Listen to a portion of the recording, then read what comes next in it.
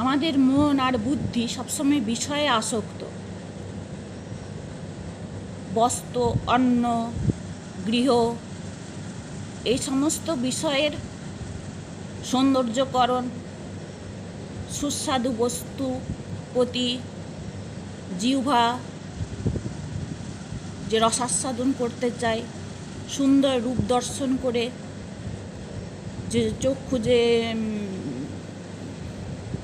তার রূপের তৃষ্ণা মেটাতে চায়, সুন্দর বাক্য শোভন, সুন্দর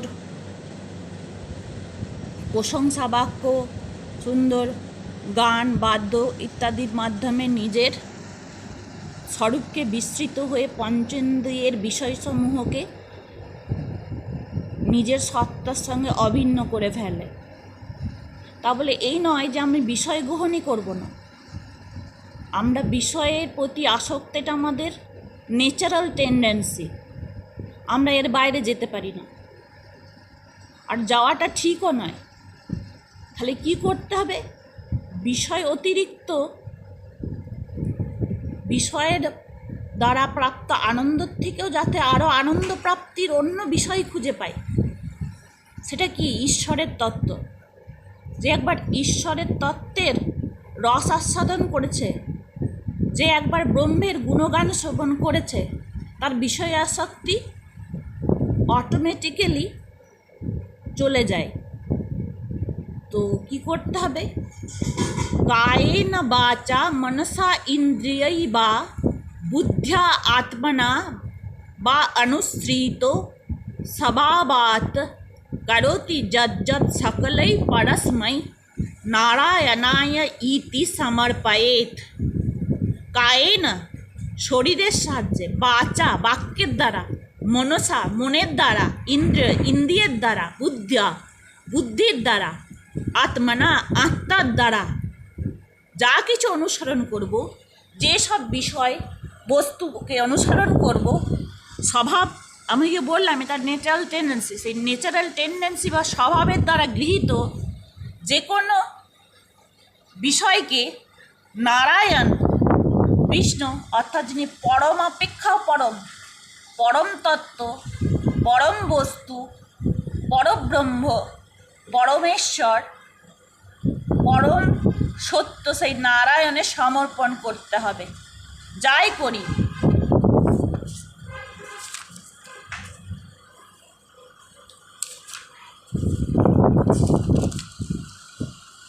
अविद्यमान अपि अवभाति हि दयोधयतु धिया स्वप्नो मनोरथै।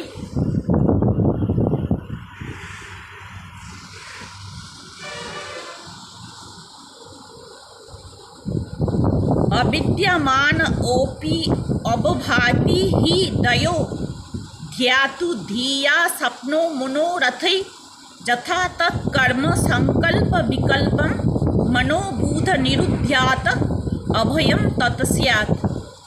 বাস্তবে যা নয়, অসত্য, অবিদ্যমান, ভ্রমে মনে হচ্ছে অস্তিত্ব আছে, ভ্রমে তার অস্তিত্ব অনুভূত হচ্ছে, ভ্রমে আমাদের বিষয়ের অস্তিত্ব অনুভূত হচ্ছে, কিন্তু বাস্তবে অবিদ্যমান, তার কোনো বিদ্যমানতা নাই। তাহলে অবিদ্যমানকে মনে হচ্ছে আছে, যা অবিদ্যমান তাকে বিদ্যমান মনে হচ্ছে, যা কিছু নাই তাকে আছে মনে হচ্ছে। এই যে ভ্রম মনের, আর যে দ্বৈততার অনুভূতি, সুখ দুঃখ, ভালো মন্দ, পাপ পুণ্য, এই যে দ্বৈততা, এই যে বাইপোলারিটি, এই সমস্ত কিছুর ঊর্ধ্বে উঠে, এই সমস্ত কিছুর ঊর্ধ্বে কী করে উঠব?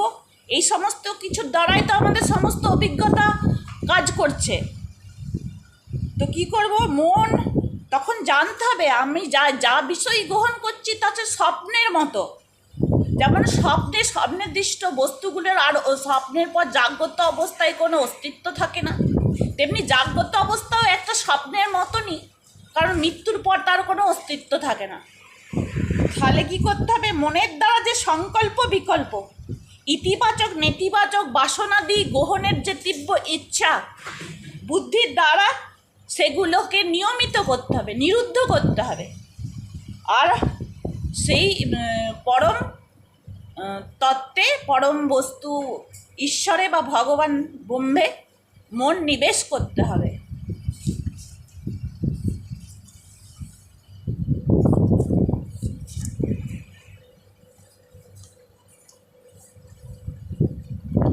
কি ভাবতে হবে?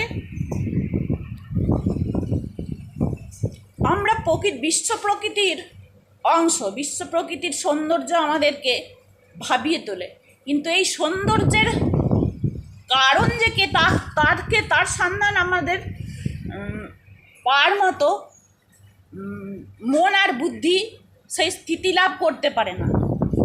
কিন্তু ওই বাহ্যিক জগতের সৌন্দর্য দ্বারা মোহিত বুদ্ধিকে কি ভাবতে হবে? খম বায়ুম অগ্নিম সলিলম মহিম চ জ্যোতিংসি সত্যানি দিশ ধ্রুম আদিন সমুদ্রাঞ্চ হরি শরীরম যৎকিম চ ভূতম প্রণমিত অনন্য। আকাশ খম, বায়ুম বাতাস, অগ্নিম আগুন, সলিলম জল, মহিম পৃথিবী, চ জ্যোতিংসি সূর্যের মতো যে অনন্ত জ্যোতিষ্ক রয়েছে, সূর্য থেকে সূর্য যেমন জ্যোতিষ্ক, ধ্রুবতারা জ্যোতিষ্ক, সমস্ত জ্যোতিষ্ক, সপ্তর্ষি মণ্ডলের জ্যোতিষ্ক, আমাদের আকাশগঙ্গায় যেসব জ্যোতিষ্ক রয়েছে, অন্যান্য জ্যোতিষচক্রের জ্যোতিষ্ক, এই যে ব্রহ্মাণ্ডে যা কিছু আছে তা কি ভাবতে হবে? তা শ্রীহরির শরীর। ব্রহ্মাণ্ডে অবস্থিত বৃক্ষ আদি, পশু পক্ষী, এই সমস্ত কিছুর যে সৌন্দর্য, সমুদ্র নদী পাহাড় পর্বত, এই সমস্ত কিছুতে যে সৌন্দর্য, সেই সৌন্দর্য শ্রীহরি থেকেই প্রকাশিত হচ্ছে, শ্রীহরি বিষ্ণু নারায়ণ থেকেই প্রকাশিত হচ্ছে। তাই কি করা উচিত? এই সমস্ত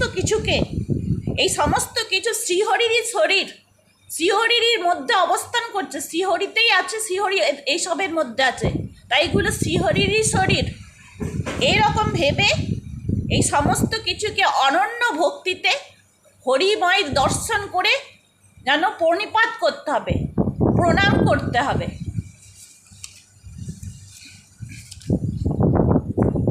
ভক্তি পর ঈশ অনুভব বিরক্তি অন্যত্য। সেই পরমেশ্বরে ভক্তির অনুভব উৎপন্ন হলে অন্য কিছুতে অটোমেটিক্যালি বিরক্তি তৈরি হয়, অন্য কিছু আর ভালো লাগে না। পরমেশ্বরের ভক্তিকেই তখন, ভক্তির দ্বারা প্রাপ্ত যে অনুভব, সেটাই সমস্ত অনুভবের থেকে মঙ্গলদায়ী মনে হয়। আর অন্য কিছুতে বিরক্তি লাগে, অন্য কিছুর যেন এই বিষয়ের যে অস্তিত্ব, যা ক্ষণিক অনিত্য, সে অনিত্য বিষয় সম্পর্কে জেনে মন তৃপ্ত হতে পারে না। তখন শ্রীহরির ব্রহ্মাণ্ডে যত বস্তু আছে, বৃক্ষ বনস্পতি, পশু পক্ষী, সমুদ্র নদী পাহাড় পর্বত, গ্রহ নক্ষত্র, অন্তরিক্ষ, ব্রহ্মাণ্ডে যা কিছু আছে, যা শ্রীহরির শরীর মনে করে অনন্যভাবে যে প্রণিপাত করেন, এই সমস্ত সৌন্দর্যের মূলে যে হরি বিদ্যমান, হরি নারায়ণ বিষ্ণুই বিদ্যমান, এইরূপ জেনে ভগবানের আশ্রয় যে গ্রহণ করে, বিরক্তি অন্যত্র এই সমস্ত কিছুতে বিরক্তি, বিষয় গ্রহণে বিরক্তি, চক্ষু কর্ণ নাসিকা জিহ্বা যে বিষয়ের দিকে ধাবিত হয়, ওই সব বিষয়ের প্রতি অনাসক্তি। আর ভগবানের আশ্রয় গ্রহণ এইসব করলে, যেমন ক্ষুধা লাগলে আহার করলে পুষ্টি লাভ হয় সমগ্র শরীরে, আমরা মুখের সাহায্যে আহার করি, পুষ্টি লাভ হয় সমগ্র শরীরে, তেমনি সমস্ত ব্রহ্মাণ্ডকে ঈশ্বরের স্বরূপ ভেবে, ব্রহ্মের স্বরূপ মনে করলে আমাদের চক্ষু কর্ণ নাসিকা জিহ্বা যেসব বিষয়ের দিকে ধাবিত হচ্ছে, সেই সব বিষয়ের মূলে যে শ্রীহরি নারায়ণ বিষ্ণু আছে, এটা জেনে গেলে আমাদের মঙ্গল অটোমেটিক্যালি হবে। মঙ্গল বলতে কি বোঝায়? মুক্তি, মোক্ষ। মোক্ষ কি? মুক্তি কি? মুক্তিটা আমি বলেছি অনেক প্রকার, সালোক্য, সারূপ্য, সাচুর্য, সাম্য, শাস্তি। তো যাই হোক, এই সমস্ত মুক্তি ছাড়াও তার থেকেও শ্রেষ্ঠ ভক্তি লাভ হবে। ইতি অচ্যুত অগ্নিম ভজত অনুবিদ্যা ভক্তি বিরক্তি ভগবত প্রবোধ ভবন্তি বৈ ভগবতস্য রাজন ততো পরাম শান্তিং উপৈতি সাক্ষাৎ। এইভাবে অচ্যুত, যার চ্যুতি নেই, সত্য থেকে যে চ্যুত হয় না, who can not be deviated from supreme reality, supreme entity God cannot deviate himself from supreme reality. He create million universe, billions universe, but he is not attached to it, all of these universes or its objects. তো সেই শ্রীহরি অচ্যুত, যে যে যে চ্যুত হয় না সত্য থেকে, পরম সত্য থেকে, পরম তত্ত্ব যিনি নিজে স্বয়ং, সেই অচ্যুত তার চরণ ভজনা করলে, অনুবিদ্যা অনুশীলনের মাধ্যমে, ভক্তির দ্বারা, অন্য কিছুতে অনাসক্ত ভগবানের তত্ত্বজ্ঞান লাভ হয়, ভগবত প্রবোধ, ভগবানের বোধপ্রাপ্ত হয়, ভবন্তি তখন প্রকাশিত হয়, ওই ভাগবতস্য রাজন তত, সেই ভাগবত, সেই ভগবানের ভক্তকে ভাগবত বলা হয়, সে তখন পরম শান্তি লাভ করে। পরাম শান্তি উপৈতি সাক্ষাৎ, সাক্ষাৎভাবে পরম শান্তি লাভ করে থাকে।